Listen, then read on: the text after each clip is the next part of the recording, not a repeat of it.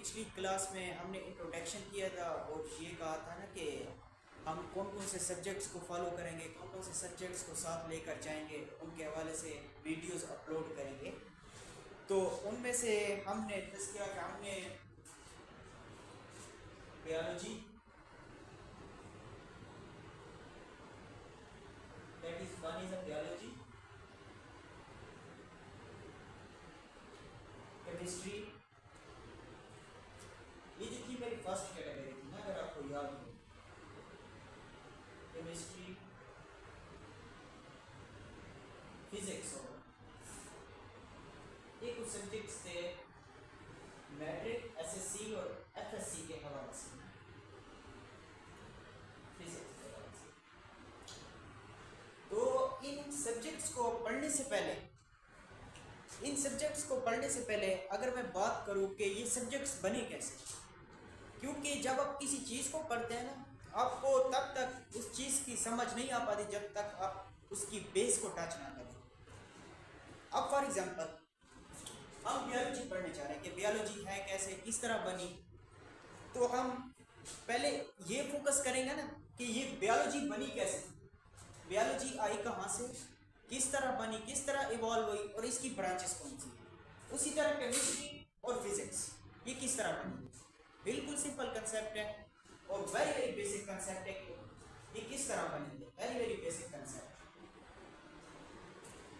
तो इनकी involvement in history को जानने के लिए हमें पहले साइंस को समझना होगा। ये बिल्कुल बेसिक चीज है। What is science? ये साइंस होती क्या है? साइंस असल में होती क्या है? अगर मैं फर्स्ट ऑफ ऑल टर्म के बारे में बात करूं, क्या चीज़ के बारे में, साइंस लफ्ज़ के बारे में बात करूं कि साइंस एक्चुअली में खुद है क्या, इसके मीनिंग क्या है।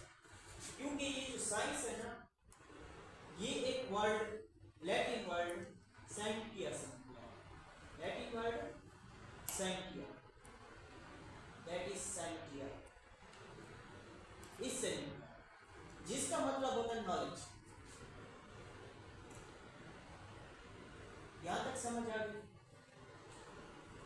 फिर से मैं रिपीट करता हूं कि हमारा आज का जो मेन टॉपिक है ना, मेन टॉपिक वो है ओरिजिन ऑफ फील्ड या ओरिजिन ऑफ सब्जेक्ट्स। आप कह सकते हैं कि ओरिजिन ऑफ फील्ड का मतलब यही है कि बायोलॉजी, केमिस्ट्री, फिजिक्स और जितनी भी ब्रांचेस हैं, चाहे मेडिकल के हवाले से हों या केमिस्ट्री और फिजिक्स के हवाले से, सबसे पहले इनको स्टडी करने से पहले हमको ये समझना होगा ना कि ये खुद कहाँ से एवॉल्व हुई, वेदर एवॉल्व, ये कहां से एवॉल्व हुई। तो इनको जानने के लिए, इनकी इवॉल्वमेंट मींस कि कैसे बनी, किस तरह फॉर्म हुई, इनको जानने के लिए हमें पहले साइंस का कंसेप्ट समझना होगा कि साइंस क्या है। Science is a Latin word scientia which means knowledge, which means knowledge, means के इल्म को कहा जाता है साइंस। अगर मैं साइंस का एक दूसरा मतलब भी निकालूं तो उसका मतलब होता है understanding of natural phenomena, that is understanding of natural phenomena. ये जो कुदरती जितने भी फिनोमेना है, इनको समझने के लिए जो हम टेक्निक्स अप्लाई करते हैं, इनको जो समझने के लिए जो नॉलेज हम हासिल करते हैं, उसको कहते हैं हम science, understanding of natural phenomena. इसको भी आप साइंस कह सकते हैं।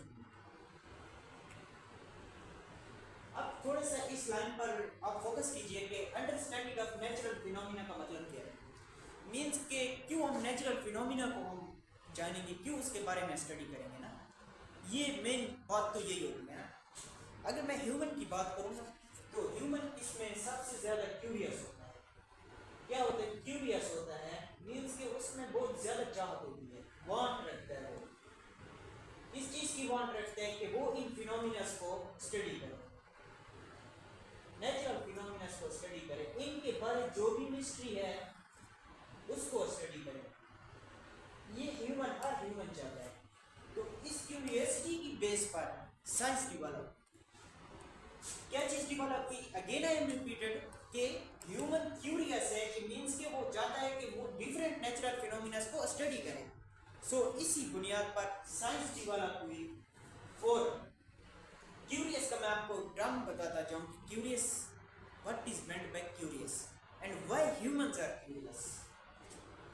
That is a question, that is a critical thinking of your brain.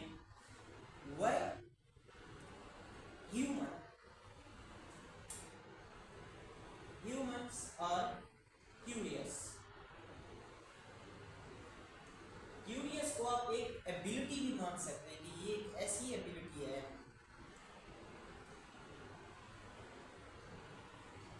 जो हर इंसान में होती है, क्यूरियसिटी। और क्यूरियस डेवलप कैसे होती है, इसकी डेवलपमेंट की अगर मैं बात करूं ना कि ये कैसे डेवलपमेंट होती है इसकी, तो ये आप सिंपल वर्ड्स में कह सकते हैं कि क्यूरियसिटी डेवलप होती है जीन की वजह से।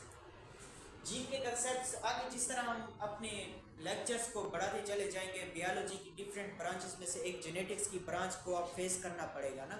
तो जेनेटिक्स की ब्रांच में ना आप डीएनए का स्ट्रक्चर जिस तरह पढ़ेंगे, तो डीएनए का एक सेगमेंट जीन होता है जिसको, जो हमारे कैरेक्टर्स रेगुलेट करते हैं, जो एक यूनिट होती है इनहेरिटेंस की। तो वहाँ पर आप क्यूरियसिटी जो है उसको सीखेंगे। क्यूरियसिटी आपके जीन पर रोल कर रहे होते हैं, कुछ ब्रेन के जीन्स होते हैं, ब्रेन सेल्स के जीन्स, तो ये उसी की वजह से डेवलप होती है। तो अब तक हमने क्या पढ़ा कि साइंस किस तरह डेवलप हुई, कि अंडरस्टैंडिंग ऑफ नेचुरल फिनोमिना के इंसान क्यूरियस था कि वो नेचुरल फिनोमिना मींस के how earth revolve around the sun and how moon revolve around the earth. इनको समझने के लिए, इन सब फिनोमिनस को समझने के लिए साइंस डेवलप हुई। साइंस खुद एक लैटिन वर्ड है साइंटियस निकला, जिसका मतलब होता है knowledge. It's a very simple concept. Now we are going to some complex concept, that is what is a history of science, meant by what is a history of science. But before I am going to the history of science, I will repeat that, and I mention you what is a meant by science, means कि science is a not a word। Science कोई लफ्ज नहीं है, science कोई लफ्ज नहीं है, ये एक एक्रोनिम है। That is acronym. इंग्लिश के अंदर कंसेप्ट इस्तेमाल होते हैं, what is meant bye acronym, abbreviation, ये सब चीजें ना। तो साइंस एक बहुत ही बड़ा वर्ड्स है, इसके अंदर ग्रुप ऑफ वर्ड है जिसको मिलाकर साइंस कहा गया है। तो उसको हम पहले समझते हैं कि साइंस का मतलब होता है। I am raising now. We are going to forward a simple and very simple complex concept, that is what is meant by the word science. And now we are going forward at what is the history of science, and moreover I mention you how science is developed now in our modern science from classical science, and moreover I am talking to you that how these fields are evolved from the science. That is, now what is meant by science? S stand for systematic. I say you are rapidly systematic.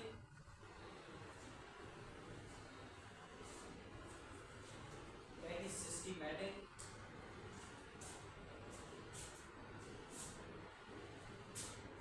C stands for classic. I stand for investigation.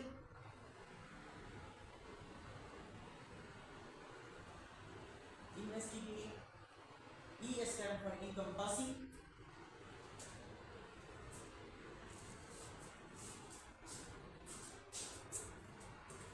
Encompassing. N stand for natural.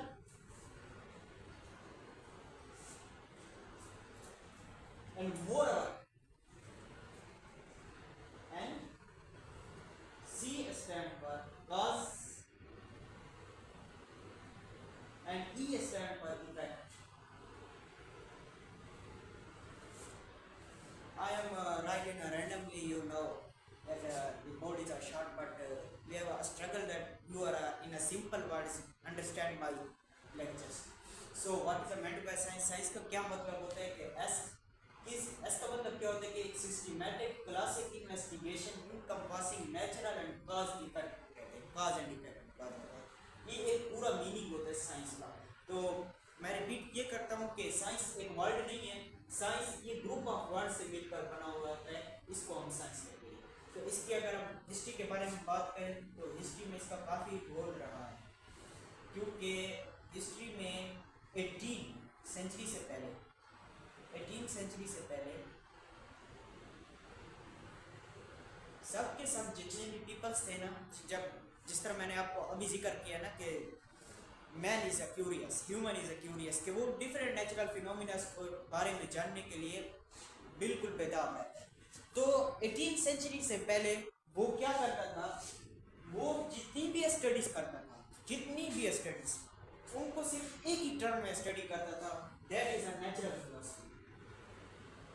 उसको natural philosophy में वो study करता, that is natural philosophy. ये एक ही चीज थी, एक ही subject का, बिल्कुल एक ही टर्म थी, that is a natural philosophy. Biology होती, केमिस्ट्री होती, फिजिक्स होती, स्टेट होती, साइकोलॉजी होती, जितने भी चीज़ें होती वो सिर्फ एक ही चीज़ में स्टडी करें। अब उसके बाद जिस तरह पीरियड्स, जिस तरह बाद में दौर मॉडर्न आता गया, तो बिल्कुल नेचुरल फिलोसफी एक ही टर्म महदूद नहीं रही, मुश्किल होने लगी, तो उन्होंने इसको दो ब्रांचेस में डिवाइड कर दिया। कौन सी दो ब्रांचेस है? एक है living sciences, one is a living sciences, another one is a non-living sciences। ये दो ब्रांचेस इनमें डिवाइड कर दिया। अब सिंपल कंसेप्ट है कि पहले 18 सेंचुरी से पहले 18 सेंचुरी से पहले जितने भी पीपल्स थे स्टडी, जो नेचुरल फिनोमिना को स्टडी कर रहे थे, वो सिर्फ एक ही टर्म में स्टडी करते थे, that is a natural philosophy. लेकिन जैसे ही वक्त गुजरता गया, अबाउट 19th सेंचुरी जिस तरह आती गई या बीच में जितने भी आते गए, तो उसमें उन्होंने नेचुरल फिलोसफी को सिर्फ दो ब्रांचेस में डिवाइड कर दिया, one is a living science and other one is a non living science. तो लिविंग साइंस सिंपल आप कंसेप्ट निकालें, लिविंग से इट मीन्स कि ये जानदारों के बारे में स्टडी होगी। तो जानदारों के बारे में, लाइफ के बारे में, लिविंग ऑर्गेनिज्म के बारे में स्टडी किस चीज़ में करते हैं? That is a biology, that is a biology. तो भाई हमारी एक ब्रांच तो आ गई, एक ब्रांच कंप्लीट हो गई कि बियोलॉजी आई थी कहाँ से? Living science. और लिविंग साइंस कहाँ से आई थी? नेचुरल फिलोसफी से। अब हमें फिजिक्स, केमिस्ट्री, ये दूसरी ब्रांचेस बनानी है। तो ये देखिए नॉन लिविंग में क्या क्या चीज़ आ जाती है।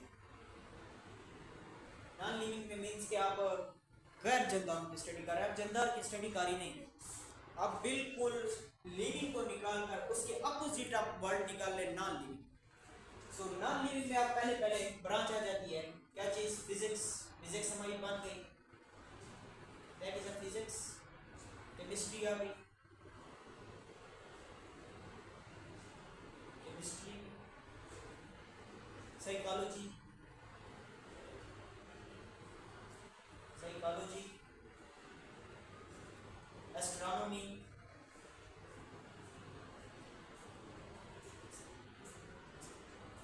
एस्ट्रोनॉमी। और जो लास्ट ब्रांच है, main branch, not a main branch, just a metrology. That is. Now we will just rapidly repeat it. Now the man of 18th century is very curious about different things, and they studied different things in a term called natural philosophy. And natural philosophy, when period is over, when our 19th century has come, the natural philosophy is divided into two main branches. One is a living science, in which we study about the living organisms. And in which subject we study about the living organism? That is a biology. And biology is divided into three main branches. One is a botany, another one is a zoology,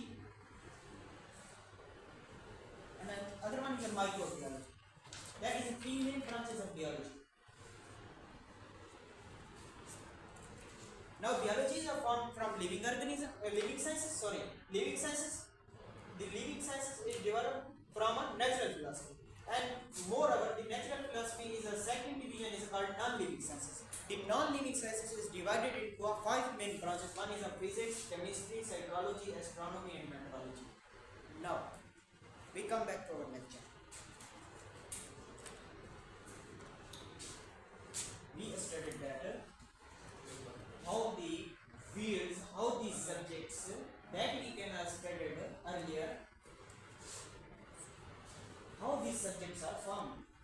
These subjects are formed from natural philosophy, a term which is used in the previously peoples for studying different things.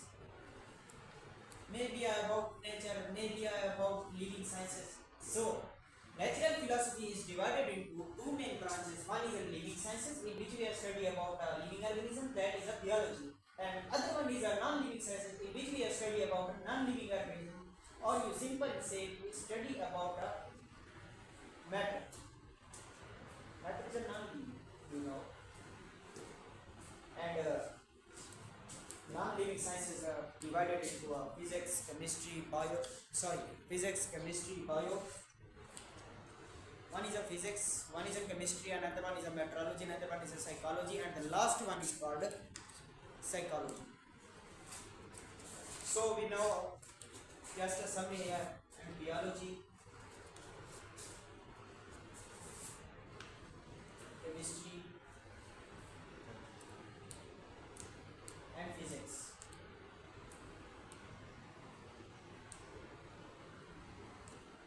These 3 branches are evolved from natural philosophy. So today this is our lecture. I hope कि आपको बहुत अच्छे तरीके से समझ आई होगी. मेरी कोशिश होती है कि मैं सिंपल अल्फाज में आपको ये समझा सकूँ. बहुत ही कम ड्यूरेशन ऑफ वीडियो में आप बहुत ही अच्छे तरीके से कंसेप्ट समझ सकें. आई होप कि आपको समझ आएगी. नेक्स्ट लेक्चर में